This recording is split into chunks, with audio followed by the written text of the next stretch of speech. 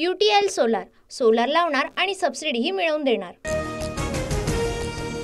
विधानसभेतील पराभवानंतर आता महाविकास आघाडीत वादाच्या ठिणग्या, तर टीका करताना महाविकास आघाडीच्या नेत्यांकडून एकमेकांवर चिखलफेक।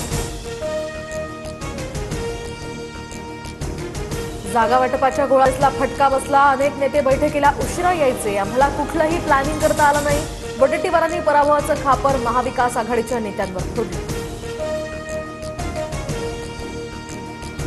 काँग्रेसची मोडलेली पाठ सरळ व्हायला तयार नाही, ठाकरे गट अजूनही झोपेतून जागा व्हायला तयार नाही।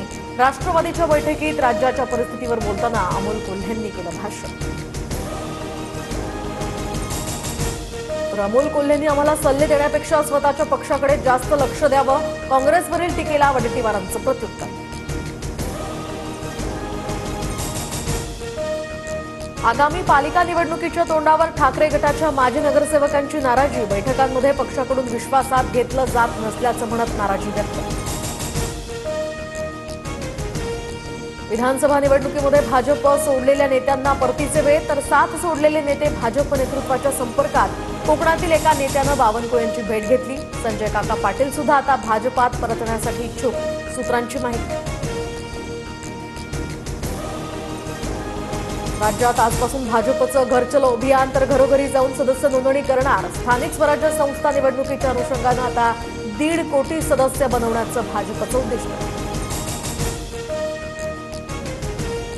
उद्धव ठाकरेंची आज पत्रकार परिषद, बाळासाहेब ठाकरेंच्या राष्ट्रीय स्मारकाची माहिती देणार। बाळासाहेबांच्या स्मारकाचा पहिला टप्पा यशस्वीरित्या पूर्ण। संतोष देशमुख हत्या प्रकरणामध्ये न्याय मिळवण्यासाठी आज जालन्यात जनाक्रोश, तर देशमुख कुटुंबियांसह जरांगे सुद्धा मोर्चात सहभागी होणार। देशमुखांच्या मारेकऱ्यांनी फाशी त्यांना देण्याची मागणी।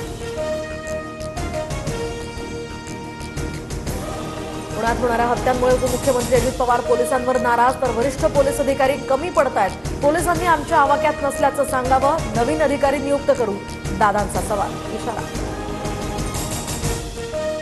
पुण्याचा विस्तार पाहता गुन्हेगारी वाढते असं म्हणणं योग्य होणार नाही, पोलिसांनी सगळ्या घटनांमध्ये आरोपींना पकडलंय।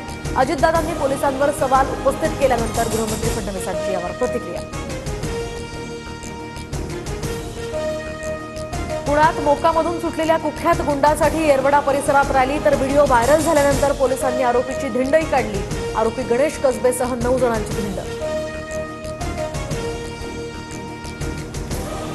घटनाबाह्य मुख्यमंत्र्यांनी सर्वांसाठी पाणी योजनेला स्थगिती दिली होती, तर स्थगिती उठवण्यासाठी फडणवीस सकारात्मक, फडणवीसांचं कौतुक करत आदित्य ठाकरेंची शिंदेंवर टीका। फडणवीसांवर टीका करणारे एवढ्या लवकर रंग बदलतील हे माहीत नव्हतं, एकनाथ शिंदेंचं आदित्य ठाकरेंना यावर प्रत्युत्तर।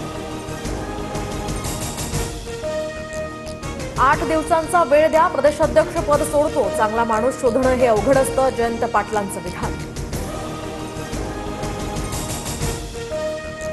शरद पवारांनी स्थानिक स्वराज्य संस्थेच्या निवडणुकीचं रणशिंग फुंकलं, तर आगामी निवडणुकीमध्ये 50% जागा महिलांना, तर उर्वरित 50% तरुणांना संधी देणार, पवार स्पष्टच बोलले। बाबा सिद्दीकी हत्येप्रकरणी मुंबई क्राईम ब्रांचच्या तपासावर मुलगा झिशान सिद्दीकी नाराज, तर पोलीस आयुक्तांची घेतली भेट, संशयितांची अद्याप चौकशी न झाल्याचाही आरोप। आता नव्या गाड्यांची नोंद करण्यासाठी पार्किंग जागा असावीच लागणार, गाड्यांची वाढती संख्या आणि अपुरी पार्किंग समस्या या पार्श्वभूमीवर निर्णय घेतला जाण्याचीही शक्यता। वडिलांनी मोबाईल देण्यास नकार दिल्यामुळे 17 वर्षीय युवकाची आत्महत्या, तर मुलाच्या आत्महत्येनंतर वडिलांनी सुद्धा गळफास घेत जीवन संपवलं, नांदेडमधली धक्कादायक घटना।